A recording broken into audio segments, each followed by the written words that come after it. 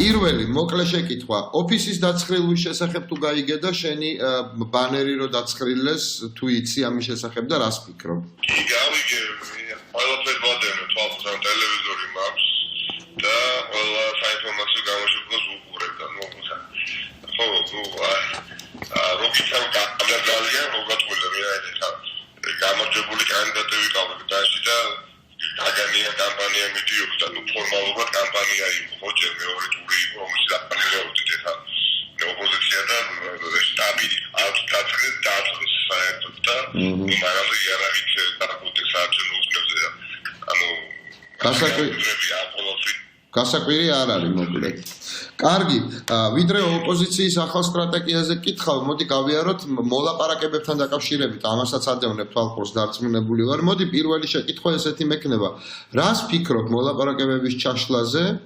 და ხედავ თუ არა მოლაპარაკებების გაგრძელების რესურსს და პერსპექტივას? ისევ კითხა ველოდებოდი, რომ დამთავრდებოდა მოლაპარაკებები იმ შედეგით ამ ეტაპზე, რაც შედეგით დამთავრდა.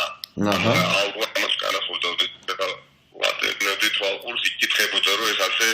იქნებოდა უბრალოდ ქართული ოცნება პოლიტიკაში წესი ნომერი 1 რაც არის იმას უგულობებს ანუ როცა ორმოში ხარ და პოლიტიკაში ხარ ამოეთხრა უნდა შეწყვიტო და ეხლა ოცნება არ შეწყვიტა ამ ორმოს ხარ და სულ უფრო უფრო ღრმად ჩადის ამ ორმოში საიდანაც არ ვიცი ხა რაღაცა არანორმალური ძალისხმევა დაჭირდება რომ ამოვიდეს რა ანგურიო ძალისხმევა მას კონტის ან პერსპექტივაში მოეპოვებოდეს ოპოზიციის პოზიციაზე რა სიტყვი ბოდი შტაბ-ტოლოგიისთვის და ერთიანობაზე პირველი გაფრთხილება დიდი მადლობა მინდა ვისაგებო დიდი მადლობა ყველა პოლიტიკოს ყველა ოპოზიციურ პარტიას მედიას ძირითადად გაწოლება არქივს და განსაკუთრებით ტელევიზიას ფორმოს ამიდა და გამოჩნდა სამოქალაქო აქტივისტებს, ექსპერტებს, ჟურნალისტებს, არ ვიცი, ყველა მეგობარს იმ ხარდაჭრით ძალისხმევაში რომელსაც არის შურები და ეხა გითხარი ველოდებოდი, მაგრამ რა შედეგითაც დამთავრდა ეს არ ნიშნავს რომ პარტნიორი ამ ფორმაში ამოშოროთ ეხა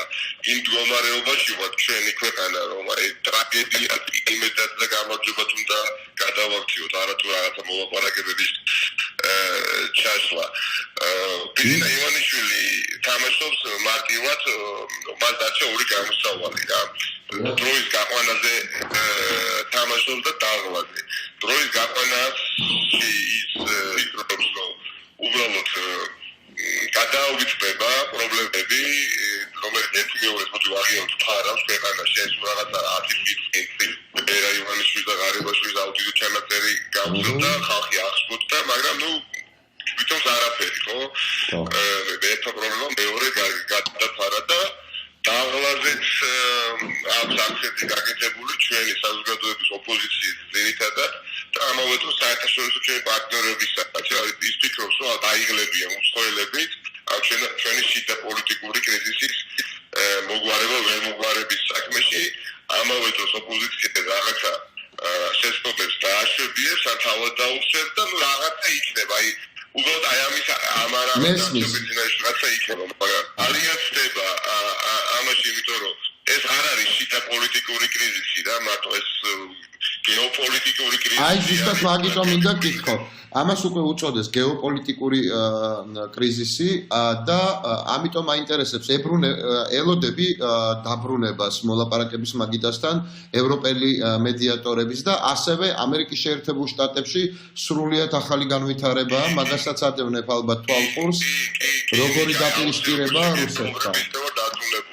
ისე როგორ შეგესაუბრებ ის დაწუნებული ვიდრე ეს არ არის შიდა პოლიტიკური ამ შემთხვევაში ქართული პოლიტიკური კრიზისი ეს არის გეოპოლიტიკური ნამდვილ გეოპოლიტიკური დაპირისპირება განსაკუთრებით აი ყარაბაღის მოვლენების შემდეგ აი ხა ამერიკის შეერთებული შტატები რუსეთის ურთიერთობის ძალიან სერიოზული დაძაბვა როგორც ამბობენ იქნება სანქციებიც მომავალი კვირიდან ეს შეცვლის თუ არა მოდუს საქართველოში აი ამ პოლიტიკური კრიზისში ყარაბაღის მოვლენების შემდეგ ხა რუსეთმა პუტინმა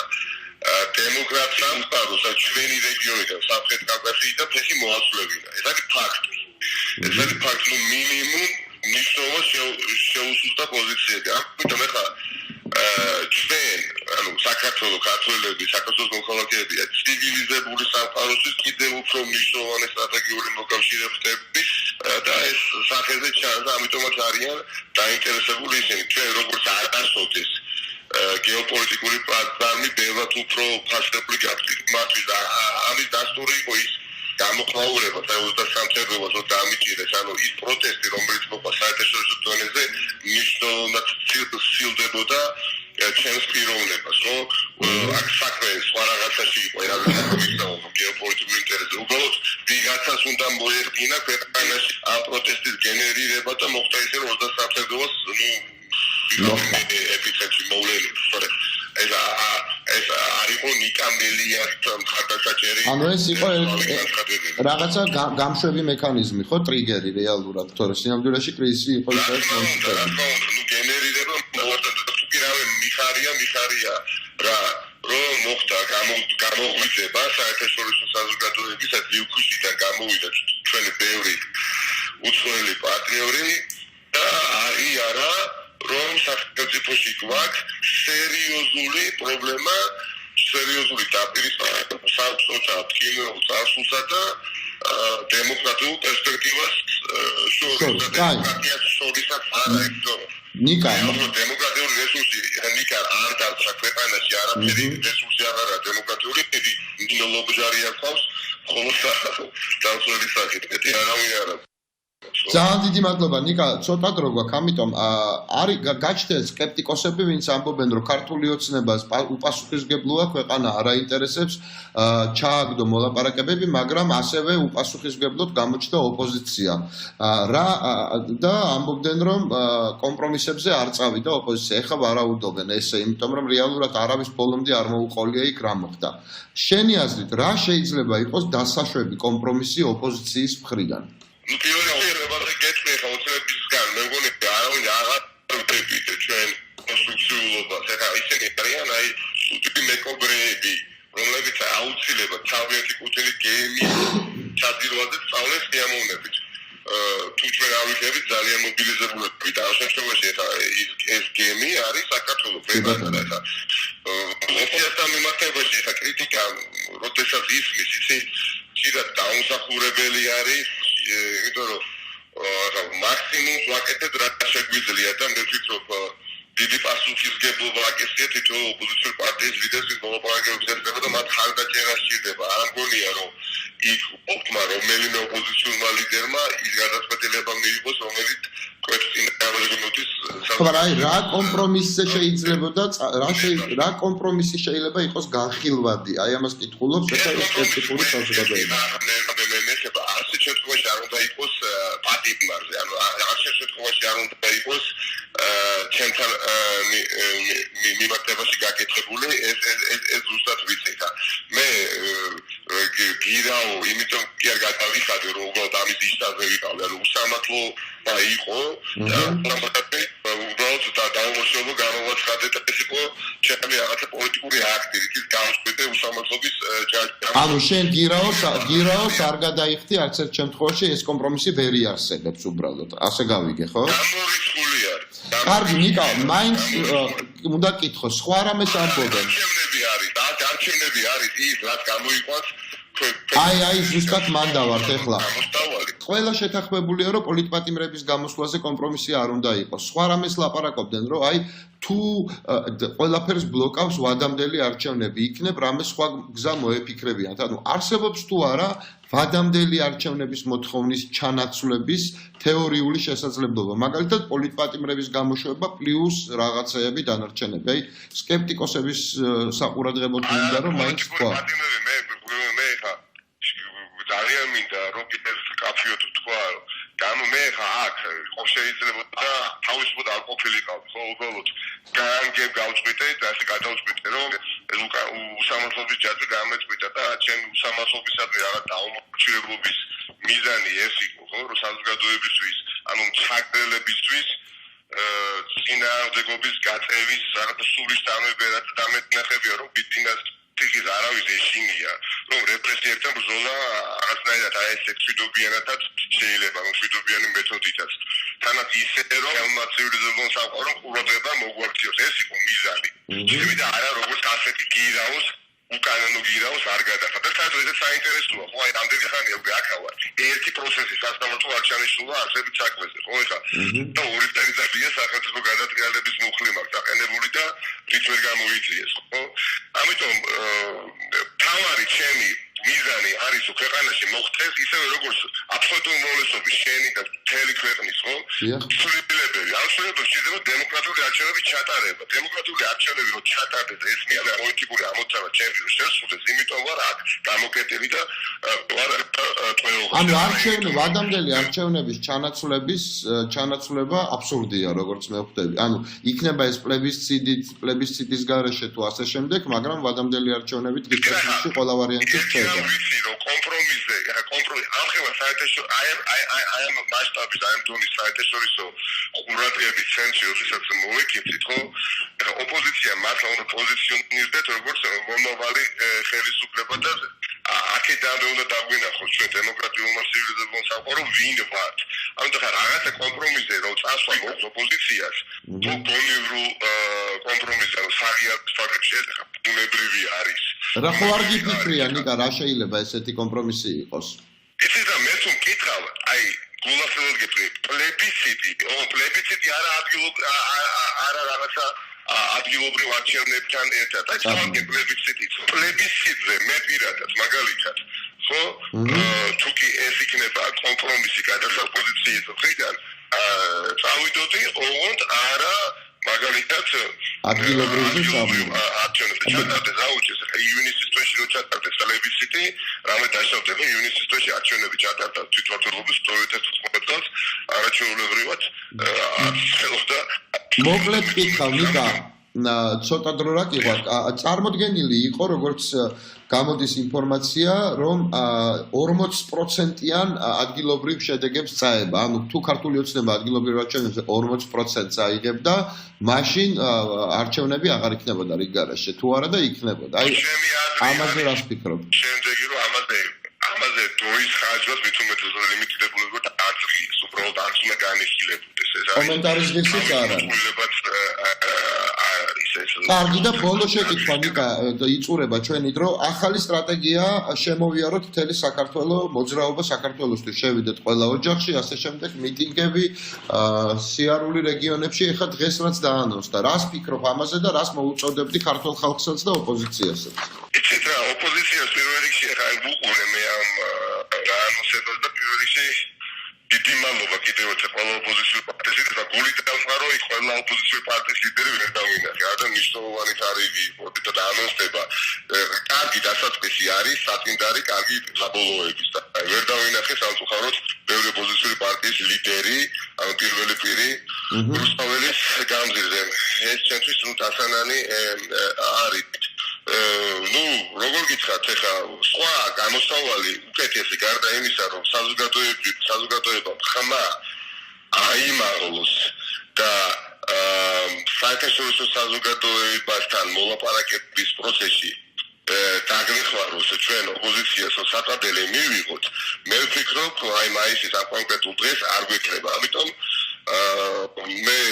ვთხოვდი საზოგადოებას რომ ყველამ გავიაზროთ რომ ეს არ არის ბრძოლა არც ერთი რომელიმე პოლიტიკური პარტიის და პოლიტიკური ლიდერის ეს არის ქვეყნის მომავლის საკეთილდღეო ბრძოლა ჩვენი შვილების სასარგებლო ბრძოლა არის და არ დავიზაროთ და რამდენიმე საათი თბილისში უნდა ჩამოვიდეთ და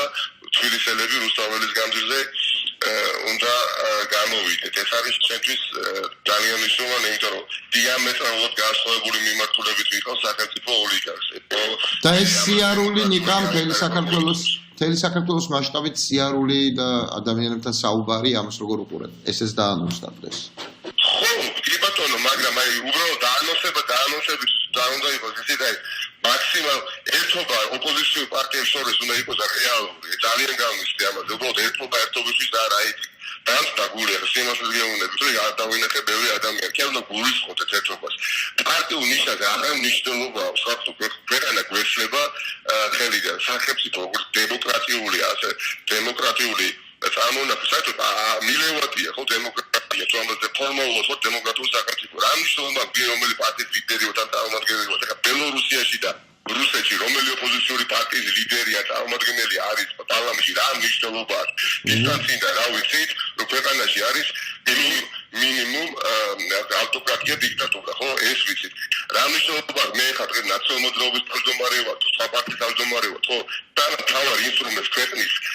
ასე ვთქვათ გადასარჩენად ანუ არჩევნების თავისუფალ გარემოში ჩატარების ინსტრუმენტს არ დავიბრუნებთ აზრი არ აქვს და მე ვფიქრობ რომ დახედავ რომ რიგ პარტიებს ბაჩოს ნაციონალ-მოძრაობის ლიდერებსაც და სხვა არეჩქინოს და იდენტობის დაკარგვის ეშინია და აი ბრძოლაში და სხვა პარტიებსაც თითქოს აი რაღაც აქტივში არ მოიწონს რა უნდა გააკეთოს ნიკა რა უნდა გააკეთოს გუწფელები უნდა ვიყოთ ბოლომდე გუწფელები და თავდადებულები უნდა ვიყოთ ბოლომდე მაისის 15 დაანოსდა ხო თორსტები ხო მაისის 15 რიცხვი გამოყვა ძალიან ბევრი ხალხი იმ შემთხვევაში თუ კი ვიქნებით ერთი ძალიან თავდადებულები ბოლომდე პირველ რიგში ოპოზიციური პარტიის ლიდერები წარმოადგენლები გულშემატკივრები და გუწფელები უნდა ვიყოთ რა ეხლა ხედავთ ხო ძალადობა უსამართლობა მავნებლობა უპასუხისმგებლობა ყველაფერი საშინელება არის ამ ოლიგარქის მიერ დადგენილი სტანდარტი და მხოლოდ საუბრით და მხოლოდ ეთერებში სიარულით და მხოლოდ ასე ვთქვათ განცხადებები დავაწყნილი მდგომარეობით და ასე ვთქვათ არსებობა ჩვენ გამარჯვებას აი ამ ტირანის წინააღმდეგ ვერ მოგვიტანს რა არადა ყველა მონაწილეები ძალიან მალე გავიმარჯვოთ ნიკა ანუ ჩატარდეს არჩევნები თავისუფალი და მე კი ბატონო რა თქმა უნდა ეს აქცია არ უნდა იყოს აქციისთვის ეს უნდა იყოს ინტეგრალური აქცია სადაც უკვე შედეგზე გავალ აი რას ნიშნავს მაშინ ეს მითხარი და დავასრულოთ რას ელოდებით 15 მაისს აქციისგან და რა შედეგზე გავალ ცხოვრებაში ძალიან მნიშვნელოვანი მეტყვით პოლიტიკაში მაგრამ ასე პოში შეუჭირდება სიმრავლეს სიმართლე სიმრავლესთან ერთად ანუ ძალიან ბევრი უნდა გავუწევლის გამწე და აი ასე დავამარცხოს ნიკა ძალიან მოკლედ რომ მითხრა რა ხდება ახლა ციხეში ანუ შენ პერსპექტივას როგორ უყურებ 15 მაისის აქციაზე იქნება თუ არა ნიკა მელია შენი მოლოდინები იცით რა არის სხვადასხვა ძალიან ხნედვარ მართლა ძალიან ხნედვარ და ძალიან მოტივირებული ვარ ანუ დამალი გაუღია ადაპტაციის პროცესი გავიარე ანუ არ მიჩნევს აბსოლუტურად ვიცით ისვისაც ვზივარ და ისვისაც ვარ გამოკვიეთი იცით რა არის ხათმოუცე იცოდეს რომ მაქსიმუმ ყველაზე სულ სცენაში 9 თვეში უკვე 8 თვეში მეაკეთე მათ მოუწევს ჩემთვის კარების გაღება იმიტომ წინას არის პატიმრობის ზღვა იცი 9 თვეში როდესაც იწყვეტებათ ქართლის განმავლობაში გადაწყვეტილება სასამართლო უნდა მიიღოს. ჩვენ იმედოვნებთ რომ ეს ბევრად უფრო სწრაფად მოხდება. გუშინ მაგალითად დევიდ კრემერმა ჩვენთან არ დაუწყიათ და მინიმუმ წელიწადი ჭირდება იმდენი მოწმობა. რატო რა მინიმუმ წელიწადი ჭირდება ხა და საქმეზე სადაც ერთი მტკიცებულებაც არა აქვს. მე თუ რამეძლევ ნანო თავის დროზე აი პირველი უსამართლო გირაო რო გადავიხადე იმაზე ნანო მე ხაი ბატონიუნდებით. იმიტომ რომ უბრალოდ საფუძველი არა ნებისმიერ კანონმორჩილ მოქალაქეს შეიძლება რაღაცა საქმე შეუკერო და გირაოს გადახტევინება დაავალდებულოთ და მე არ გადაიხდის გამოხვიდე შენ რაღაცა დავასწრები ასე თქვათ იერით და თქვა რომ არის ხდის და კანონსა მოდის წინააღმდეგობაში და რა გვეშა და შენ დასიშები. გუშინ დევიდ კრემერმა ჩვენთან ინტერვიუში თქვა რომ თუ მელიას არ გაათავისუფლებენ მაშინ სანქციების დაწესება მოუწევს ამერიკის შეერთებულ შტატებს რამდენიმე ქართველი მაღალჩინოსნის მიმართო. ეს მნიშვნელოვანი ადამიანია და მნიშვნელოვანი დამოკიდებულებით. ამიტომ ჩვენ მაინც ვიმედოვნებთ რომ 9 თვე არ გაგრძელდება შენი პატიმრობა. ხო მე გიხარ ყველაზე სულ სცენარიოში ნუ მე არ გამორიხავ იმას რაც კრამერმა თქვა და ნუ სამაგიეროდ ვხედავ თუ ხელისუფლება პოლიტიკურად გამოჯამრთელების ნიშნებს არაულად და გამომდინარეობს აი ეს ფეოდალური მმართველობის ფორმებზე ჩაჭიდება ბიზინა ივანიშვილის მხრიდან სხვანაირად ის უბრალოდ ვერ მართავს კომპლექსია გამოდამის და ახლა დაემატა შიშები არის მართლა სამცეცხ შორის არის რა ეხლა შიდა პოლიტიკური პროცესი იქით ანუ კინვეული წასული ანუ სამსუთა რუსეთთან მიმართ ვალდებულება და საერთაშორისო თანამეგობრობა ცივილიზებული სამყარო ანუ რას ფიქრობ შენ რუსეთთან რუსეთთან დამოკიდებულების გამო ხო არ ხდება ეს ყველაფერი, იმიტომ რომ ჩვენ ვხედავთ, რომ ნარიშკინის განცხადების მერე, რუსეთის საგარეო დაზვერვის შეფის განცხადების მერე რადიკალურად შეიცვალა და აბსოლუტურად ხისტი და შეუვალი გახდა ქართული ოცნების პოზიცია. და იმ განცხადებაში ეწერა, რომ ევროპა და ამერიკა არ უნდა აგვარებდეს საქართველოში ურთიერთობებს. რას ფიქრობ ამაზე? რუსეთს უნდა გაზარდოს გეოპოლიტიკური მადა ჩვენს რეგიონში და ნარიშკინის განცხადებაც ამას ემსახურებოდა და თან უბრალოდ სიგნალი გაუგზავნა საერთაშორისო სამყაროს თანამეგობრობას და ამით უთხრა აი ნახეთ, აიკითხეთ და გაიაზრეთ და იცოდეთ სად ზამთრობენ კიბურჩხალები და ეს კიბურჩხალები ზამთრობენ რუსეთში ეს სიგნალი ქონდა რა და მე ვფიქრობ რომ ყველაფრის შეხედვარი ხალხი გარი არ დარჩება და ხალხი ძეგლივით აღარ იდგება გულისხმობ იმ ხალხს ვინც თავს იკავებდა აქციებზე სიარულისგან იმიტომ რომ ყველაფერს აქვს თავისი ლიმიტი და ხა ვახსენებ გავიმეორებ ხა დღეს ვიღაცისთვის ან პარტიები კი არ ვიბრძვით რომ დემოკრატიული განვითარების პერსპექტივა გქონდეს ჩვენი ეროვნული უსაფრთხოებისთვის ყველაზე დიდი გამოწვევა ერთ-ერთი არის შიდა პოლარიზაცია და დაპირისპირება და ნარიშკინები ამით რა თქმა უნდა სარგებლობენ, მაგრამ ეს ოლიგარქის მმართველობის ყველაზე ძიმე მემკვიდრეობაა და ბიზნეს კამპანიამ საზოგადოების პოლიტიკური ინსტიტუტის დაყოფამ თავისი შედეგი გამოიღო, რაც კაპიტალიზირებს ეხა ნარიშკინი, ნიკა და ბოლო შეკითხვა მექნება ნიკა რას ეტყოდი ახლა ციხიდან ბიძინა ივანიშვილს და ქართულ ოცნებას იცით რას ვეთქოდი ამიდა უბრალოდ ჩამეთვალო რაღაცა მაღალ ფარდონად ნათქვამ სიტყვებად მაგრამ აი აქ ბევრად თავისუფლად შეიძლება გრძნობდეს ბევრი ადამიანი თავს ვიდრე მათ სიახლოვეს რა ამას აქვს თავისი მიზეზი იმიტომ რომ გულწრფელია რომ სიმართლის გზაზე გახარდა საკუთარი უფლებების დაცვისთვის იბრძვი პირველ რიგში ხო საკუთარი უფლებების დაიცავის ვისაც ვერ დაიცავ ყველაფერს იტან ასეთ შემთხვევაში ამიტომ ვგრძნობ გულახდილად რომ კიდევ უფრო ძლიერდები და კიდევ უფრო ამტანი და გამძლე ხდები და აქედან გამოსვლის თანავე ბევრი მათ შორის პირველ რიგში ბიძინა ივანიშვილი ამ ყველაფერს თავად დაინახავს იმიტომ რომ როდესაც მორალურად ტრეს გამართული ხარ როდესაც აი სიმართლე გიმაგრებს ზურგს და ეს ყველაფერი რეალობა ვგრძნობ რომ აქაც შეიძლება პოზიტივი დაინახვა ნეგატივში და ჩემ თავზე მუშაობ მაქსიმალურად. თუ კი რამეზე ახლა ვღელავ, ხედავ რომ ერთობა ოპოზიციაში არის არა იმ ხარისხის როგორცაც ვისურვებდი რაც ჭირდება. მაღალი ხარისხის საზოგადოებრივი კონსოლიდაცია ჭირდება ჩვენ იმასაც რომ გავიმარჯვო. ბიძინას და ქართულ ოცნებას რას ეტყოდი ამ კრიზისთან და მოლაპარაკებებთან დაკავშირებით თქო აი ამას გეკითხები. არაფერი იცის დავიწყე იმის დავასრულებ ხა ნუ უნდა გაიაზრო რომ ისინი არიან ორმოში და ორმოში ჩავარდნილი ადამიანი თანაც არ უნდა აგრძელებდეს და უნდა ფიქრობდეს როგორ უნდა ამოვიდეს ორმოზე გაქვს იმედი არ არსებობს ჯერ კიდევ ერთი პრეცედენტი რომ საზოგადოებასთან დაბრძანებაში ხელისუფალს გაემარჯვებიოს და გამონა ვერ იქნება ივანიშვილი და ვერც ადამიანები ვისაც საკუთარი თავის არსებობისას კი აღჟერა. გაქვს იმედი ნიკა რომ ამას გაიაზრებს ქართული ოცნება და ივანიშვილი. ეს ყველაფერი დამოკიდებული არის ამ შემთხვევაში საზოგადოებაზე, ჩვენზე და ოპოზიციური პარტიის ლიდერებზე დიდწილად რა. თავდადება, გულწრფელობა და მაქსიმალური ძალისხმევა და ყოველგვარი